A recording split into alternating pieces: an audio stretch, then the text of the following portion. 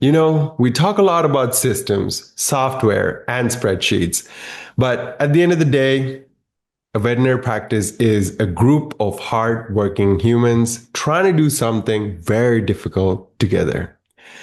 Real change doesn't happen because you bought a new PIMS or changed your pricing. It happens when you actually understand the people on your team. Welcome back to the Veterinary Business Podcast. I'm your host, Dan Disha. It's great to have you here. Today's guest has lived this at the highest level. Dr. Nicola Bromley has spent 2 decades in the field, including a stint as hospital director at Fitzpatrick Referrals, leading a massive team of 170. She's now diving deep into the psychology of why we behave the way we do. We're going to talk about leadership, how to stop the us versus them mentality between management and staff, and what it actually takes to build a resilient team. This episode is powered by Echo Marketing, the growth partner of the Veterinary Business Podcast and a trusted resource in the veterinary community. Dr. Bromley, thank you for being here. Thank you, Don. Really appreciate to have the opportunity to speak. It's great stuff. Thank you. Now, Dr. Bromley, you've led large veterinary teams in high-pressure environments. What do you think separates a practice that simply manages change from one that actually grows through it? It's probably going to sound quite cliche, but really listening to your team and making sure that we view things from another perspective. I think it's really easy to go into a new role, and certainly I've I can see what I've done in the past and sort of now reflect back on that. But sometimes we go into a new role and we just want to change everything because it seems like the right thing to do. But when we do that, we often meet so much resistance. You think, well, why am I meeting all this resistance? Because we often haven't taken the time to bed in properly and listen to other people's perspective. We see our view, and I'll probably quote some psychology things, so I apologize for that, but that's where my headspace is at the moment. But there's a great quote from Daniel Kahneman, who's an amazing psychologist, and he talks about all you see is all there is. So basically, that's your view on life, what you see out the window. But we're not looking at the rest of it. And we talk about looking through other people's lenses, but we rarely take the time to do that. And that's so important when you're talking about a massive team and change, unless we spend the time, which can feel frustrating that things are going to take longer than you want because we all want quick fixes and simple solutions, but they rarely embed. So if we don't take the time to listen to the 10 teams that you've got and think about what difference does it make to those people about that change that you really want to put in place, then you think you're winning, but often you stand back and you're like, why hasn't that happened? And I can think of multiple examples of that over the years. And now my understanding is a lot better, and hope that going back into veterinary after my master's, I'll be better at doing these things because I've learned so much about why people do what they do or don't do what they do, which has been really interesting. Now, staff often feel change is done to them, right? Yeah. Rather than with them. Yes. How do you bridge that gap? Often we have to do these changes because they're really important. So we can't say that change, there has to be a point where people are going to feel a bit uncomfortable, but it's working out what's making those people feel uncomfortable with that change. Because what's obvious to me, I need the business to make more money, or I need to put this procedure in place to make this thing safer, is logical. But I've had loads of time to rationalize that, think about that, because I've probably come up with the idea. Well, what does it make a difference to those people? And again, talking to them, listening to them, and going, okay, well, what's stopping you? Is this a motivational barrier? You don't understand why, because that's often the problem. We don't give people the reason why we're doing things, and it might be that they need a slightly different reason, and that's fine. We need to look at the different motivations, but also the barriers. We go quicker, consult quicker, or sell this thing. Well, what's stopping that happening in that consult? Is that time? Is that barrier? Is it that actually doesn't fit with the value set of the practice? What does that look like? So looking at the psychological barriers as well as the physical barriers, again, it takes time, but so important. So what you're saying there, well, what I'm understanding there is really we spend a lot of time rationalizing the things that we're going to put out there, the things that we're going to pitch to another person. So it almost feels like, duh, this is the best idea in the world, but you probably took months to get to that point where when you're pitching it to another person, you expect them to just pick it up and roll with it, but it doesn't happen always the case, right? Now, in your own career, Dr. Bromley, was there any specific moment where you realized managing wasn't enough and you had to lead differently? Yeah, I think I used to think that you could just see a list of things, or I'm going to achieve these things. I think a lot of vets are real doers, they're real perfectionist people, and we just want to get things done and sorted. We like problem solving. And so I used to think you could manage like that. You can just, have a meeting, talk to everyone, and then it'd be done. And then you'd reflect back and go, well, why isn't that in place? And over the time, some things work, some things don't. Doing a master's degree in psychology has taught me, oh, okay, now I understand why people weren't speaking back, or, why people were silent when you thought they were in agreement, but you're in a room in a big meeting and people are just nodding, but they're not going to do what you want them to do because they don't see it from your perspective. So again, taking that time is key, but it can be really frustrating. And I've had times, I think when I went into Fitzpatrick, I came in with all these what I thought were great ideas. They weren't, and for me, they were great ideas, but not for the whole team were they great ideas. And it's taken me a lot of time to be able to reflect back and go, okay, well, that was a good thing to do, but this is why that didn't go as smoothly as I wanted it to.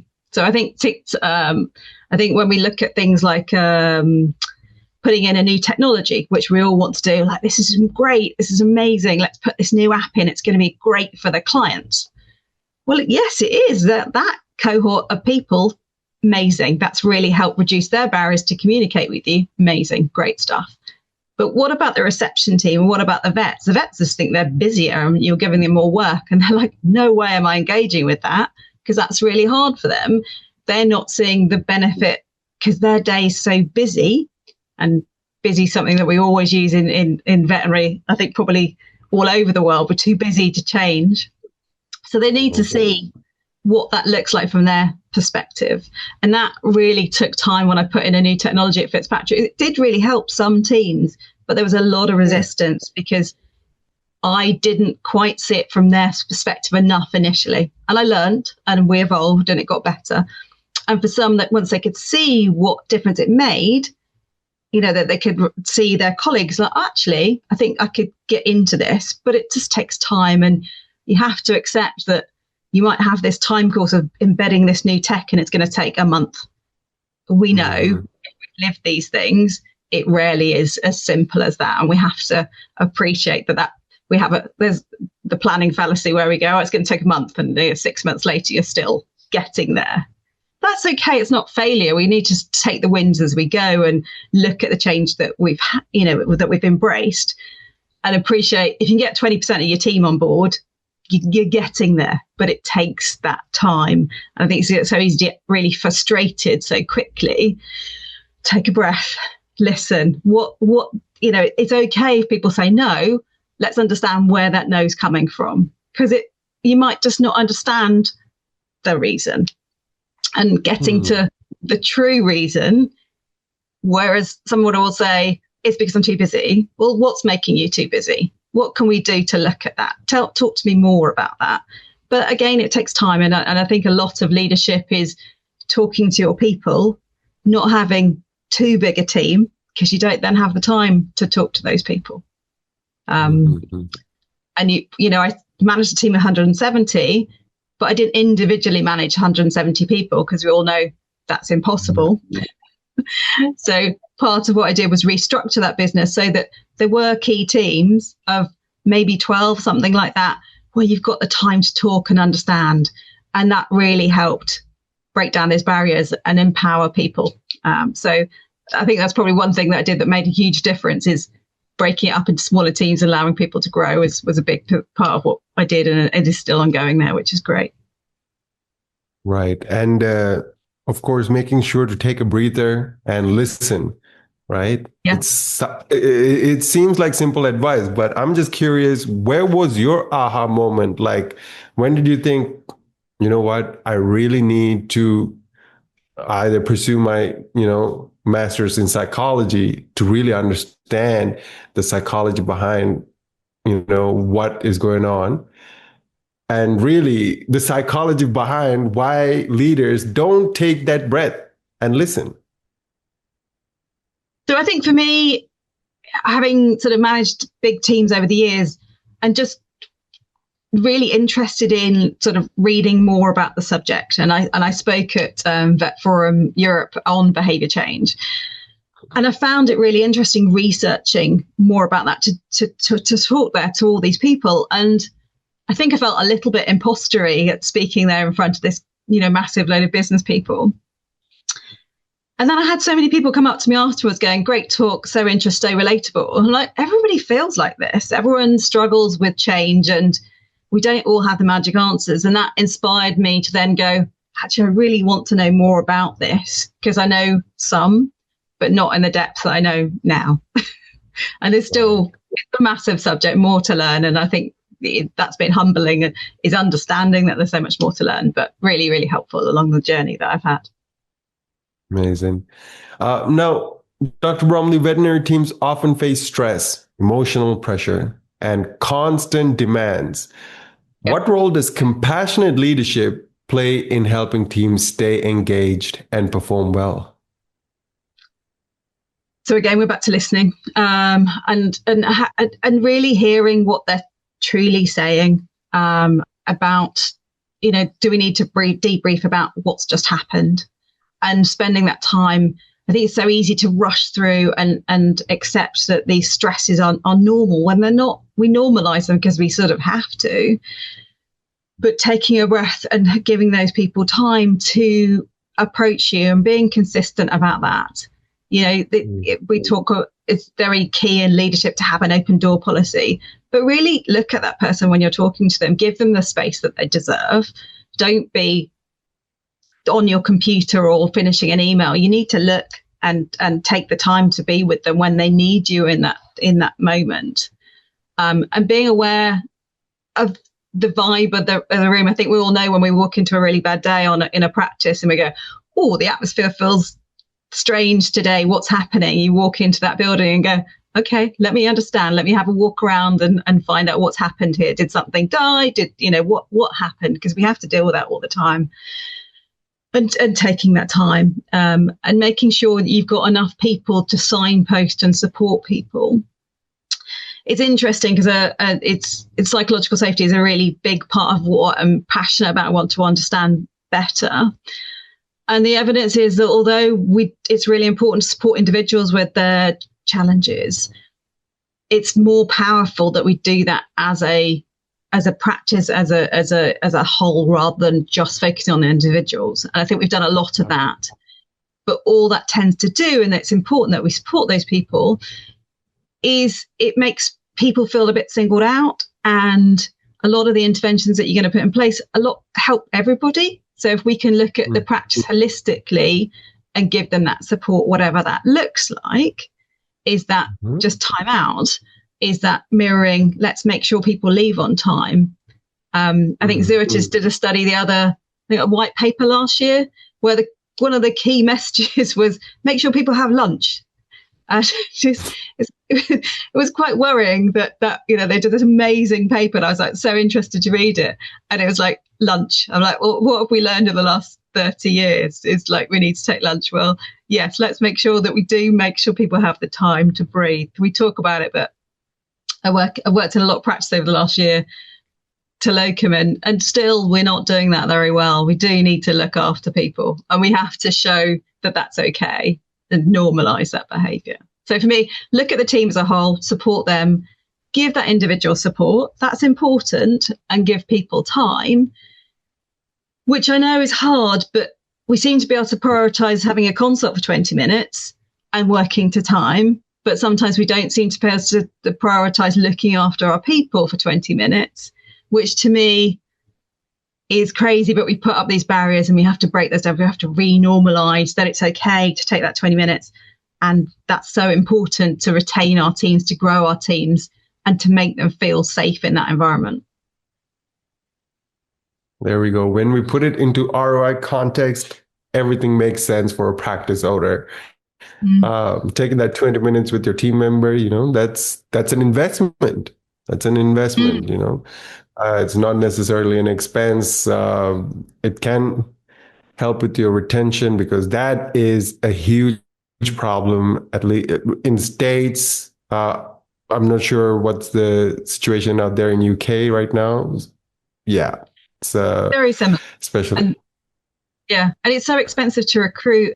And if people don't feel heard, it's so hard. I worked with a colleague on a talk a little while about generational differences. And he was telling me his experience of, he was put into a really senior role and he just wasn't heard by his boss. He was in a massive team, and the boss kept breaking, not giving his a one-to-one. And he's 6 months in, he's like, no, I can't do this because you're not hearing me. And it makes such a difference if that person had given the time, which was, half an hour, and actually properly engaged, that he would have been on board. And so much good could have come out of that. And it's so sad when I hear these stories and see these stories of, I'm too busy. We'll free up the time, retain your team, grow your team, because they'll do so much more for you if they feel heard and if they, feel supported. And I know it's really hard, and we feel like we have no time in our day, but we can structure it, we can plan for it, we can do these things, even if it's just not in that minute.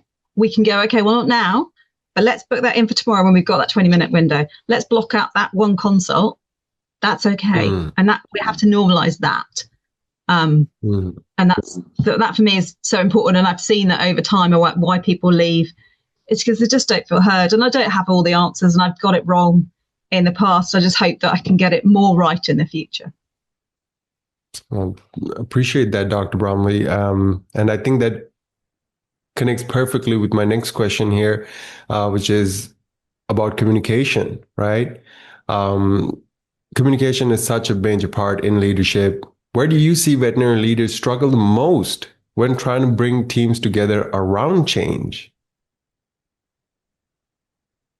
I think we get frustrated because we want change to happen quickly. Like I say, we're mainly leaders of veterinary practices. Certainly in the UK, are often vets, which is great in so many ways. But we think quite simply about these things, and we get frustrated when we have to do something in more than one way. We're like, well, that's it. I've communicated that thing, whatever that looks like. I've emailed or I've had a meeting and I'm done. And then when someone goes, well, I didn't read that email or I didn't do it, people go, oh, come on, I'm so frustrated, in whatever the way they want to express that frustration. And like I said earlier in the podcast, we just want to rush through, want to get on with it, and we don't always see the other side of things. And it's sometimes slowing down, it's repeating things. It's, we know that repeating messages works really well. Well, most of us on social media all the time, and the repeat messages come through and they get in your head. If we say something once, it's not really in someone's head enough. And sometimes we need to present it in a different way. Maybe we need to have a chat or a reminder or an exploration of that thing, and appreciate that we all communicate differently. If we've got small enough teams, we should know the best way to approach things for the individuals within your team. Some people process slowly, go differently. I'm quite direct, and I like to tell people this is how I communicate, and then explore how they want me to communicate to them and vice versa. So we understand that a lot better. Because some people want to read something, process it, and then have a chat. Great. Other people want to verbalize it. That's also fine. But I think we get really frustrated when we don't quite understand. Everyone wants to do things in a different way, or can feel really slow, but then we don't get the results that we want.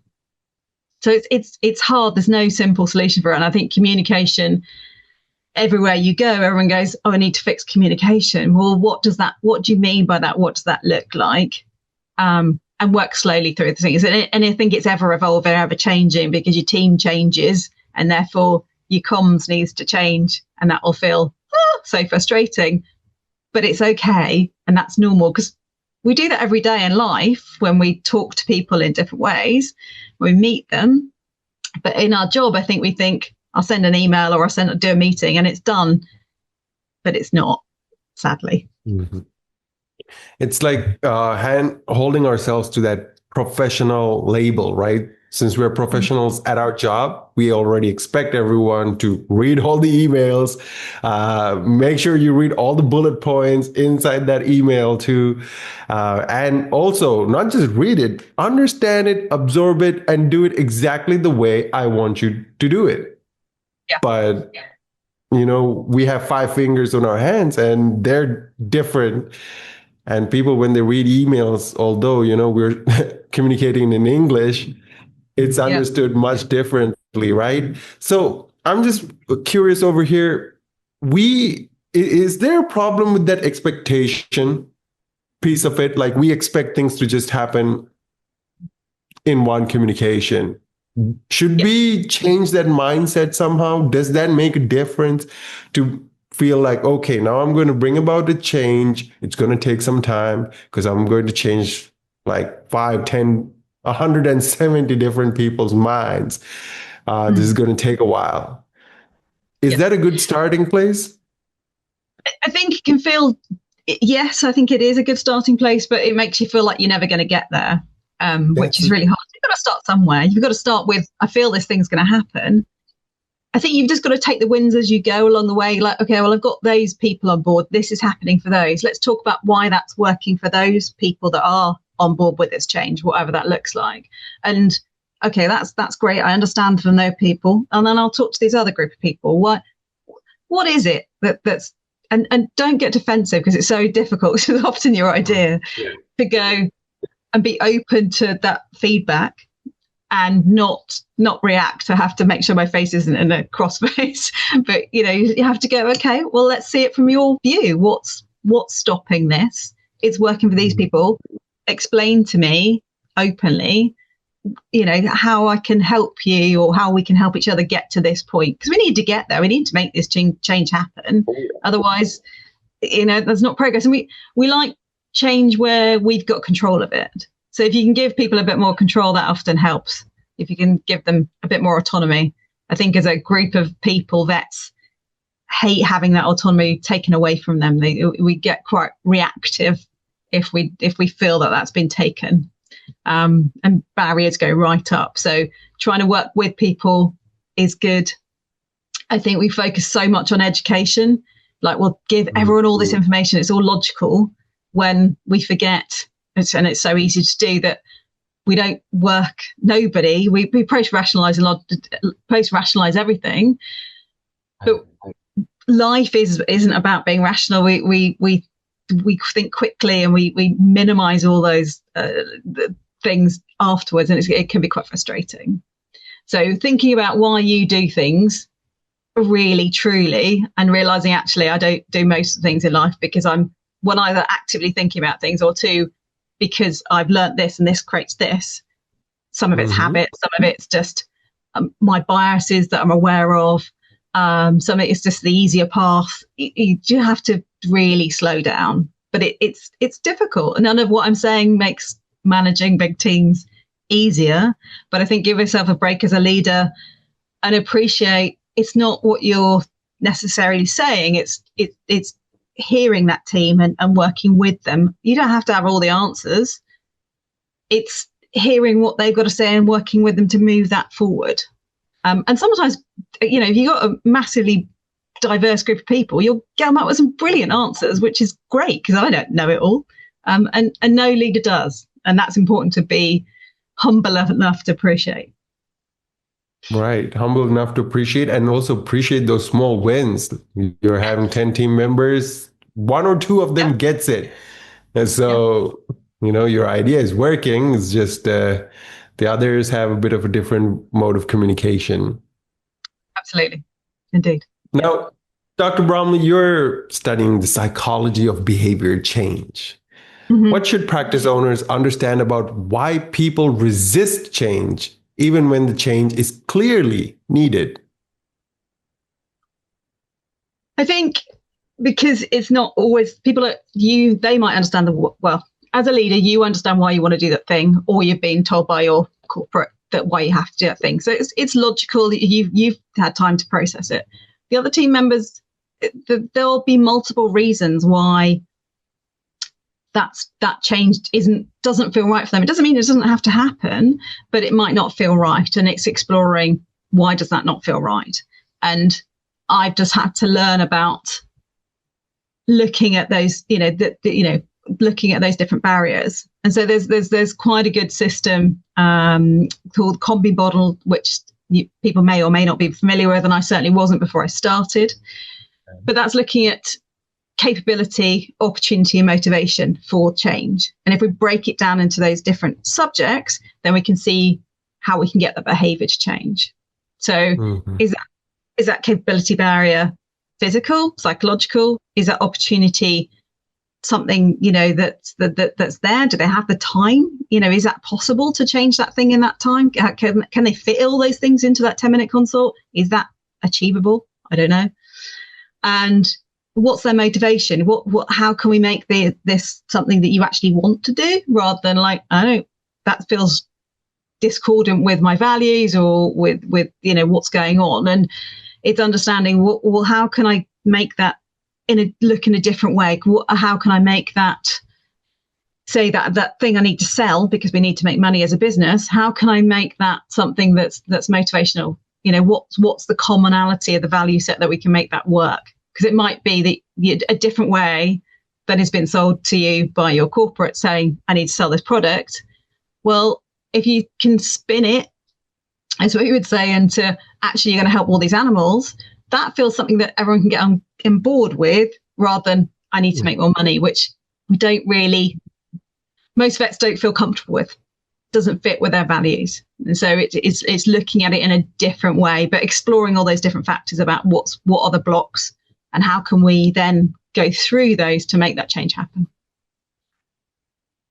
Now, that's quite true, because no one wants to be a car salesman, although everyone needs to really learn the art of sales. We sell every day. But when you do frame it in the outcomes that, veterinarians are really interested in, the team are really interested in, which is the well-being of the animal, the pet, and just achieving that overall great outcome, it becomes much more of an educational thing, is it? Yeah. So, well, I think it's not.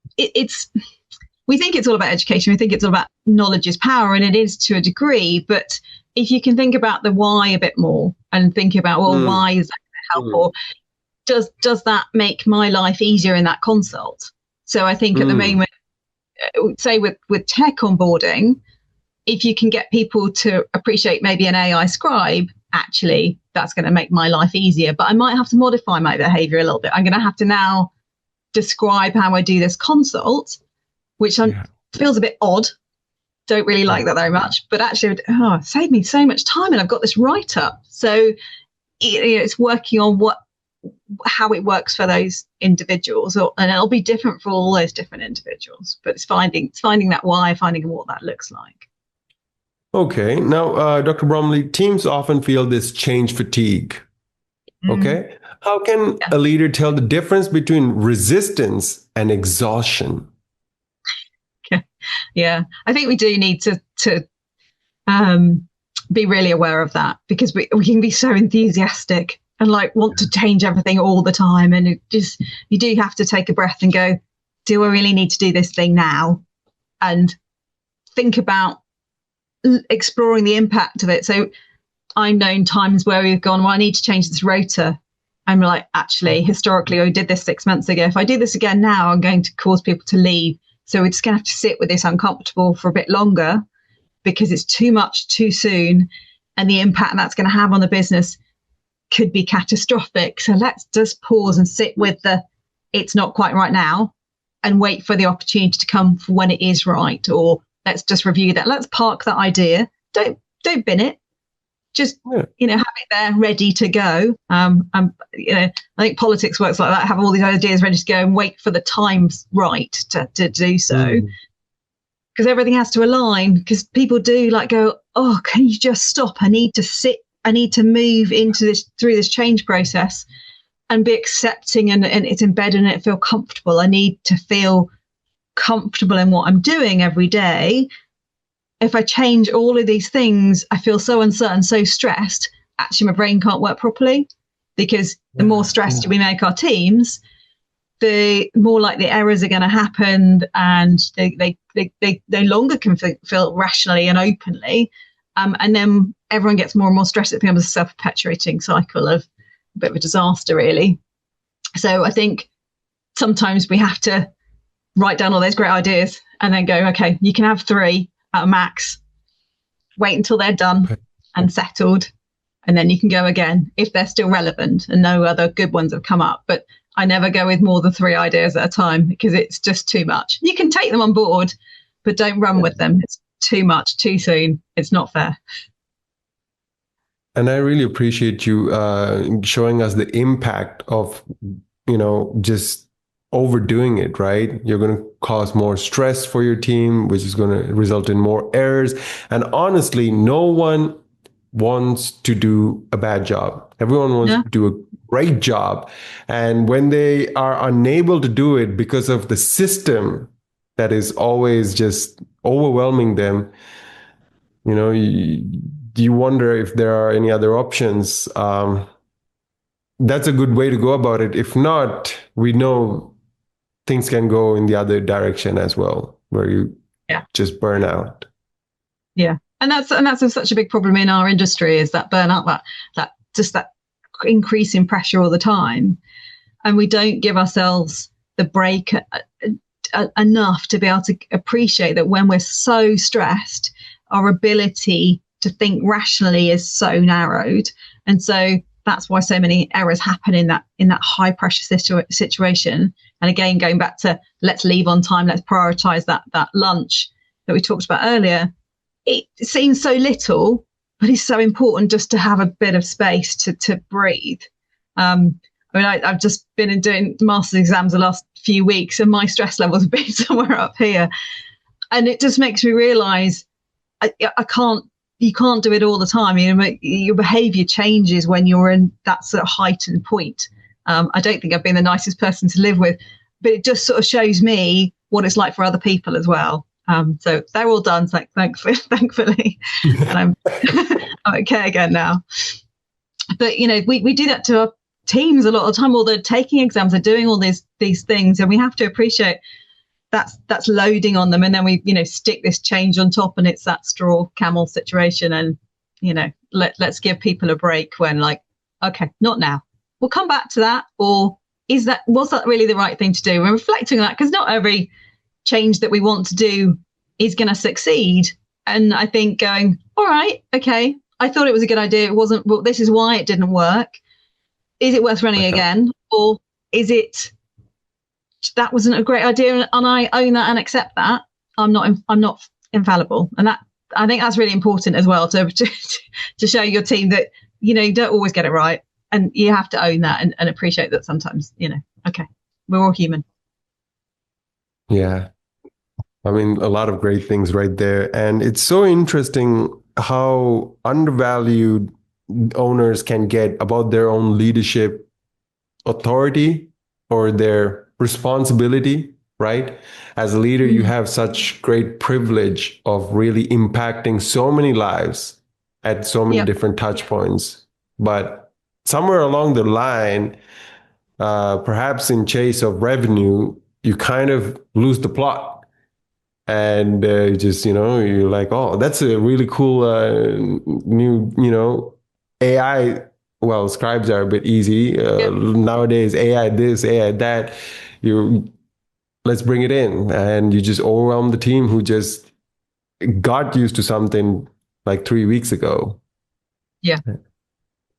Yeah. Yeah, I mean, I really appreciate that perspective, Dr. Bromley. And we're going to take a quick pause here.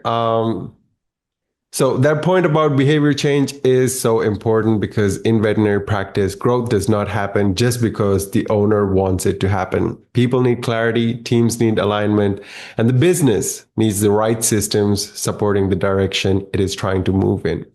The same is true with marketing. A practice owner may be doing a lot, updating the website, running ads, asking for reviews, posting online, but still not have a clear picture of what is actually helping the practice grow and what is creating more noise. Well, that is where Echo Marketing comes in, and they are offering our listeners a complimentary marketing strategy meeting. So think of it as a chance to step back and look at your practice's growth more clearly. You will sit down with Lila, a veterinary marketing strategist who has worked with over 200 different clinics across North America, and look at where your marketing is working, where the gaps may be, and how your online presence can better support the kind of healthy, aligned, growth-ready practices that we are talking right now.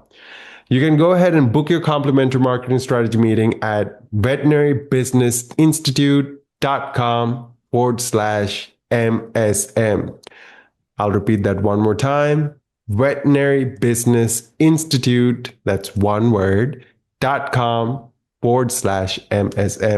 Now, Echo only takes about a limited number each month, so it is worth reserving a spot while one is available. And that connects closely to the final piece of the conversation where veterinary leaders can start when they want to build a stronger culture and a more collaborative team. So, Dr. Bromley, for veterinary leaders who want to improve culture, collaboration, team performance, what is one practical place to start? I think the people that I've worked with before would probably think of me and hopefully come up with a phrase that I say a lot, which is curiosity, not criticism. So for me, that's key. Is let's go in there, let's hear what they're going to say, and don't react back. And then we're much more likely to be able to engage the team and move them forward in whatever behavior, whatever change that we need. So I'm hoping that's a phrase that goes with me through my career. And certainly if I see previous colleagues, that's hopefully something they link with me. Because I just think it's so important. We can be so easily judgmental, and that's a big part of who we are as people. We naturally have those biases and shortcuts, what we call heuristics, but actually settle, think, pause, and then think, well, why? Let's have a better understanding. For me, I hope that's helpful. I hope so too. Dr. Bromley, where can our listeners find you and get in touch with you and your work? So I'm on LinkedIn, so I'm just about to finish. So find me on LinkedIn, just under Nicola Bromley. I'm just finishing my master's at the moment, so I've got a dissertation for the summer to go. And then excitingly, I'm going into a new role for a growing referral centre on the south coast of the UK. So that's an exciting project that's in its early phases. So that'll be good to do. New teams. So, yeah. Fantastic. Thank you very much, Dr. Nicola Bromley. Thank you, Don. Appreciate it. So if you're an owner listening in and you want more clarity on what's actually driving your growth, don't forget to check out that marketing strategy meeting at veterinarybusinessinstitute.com/MSM. That's veterinarybusinessinstitute.com/MSM.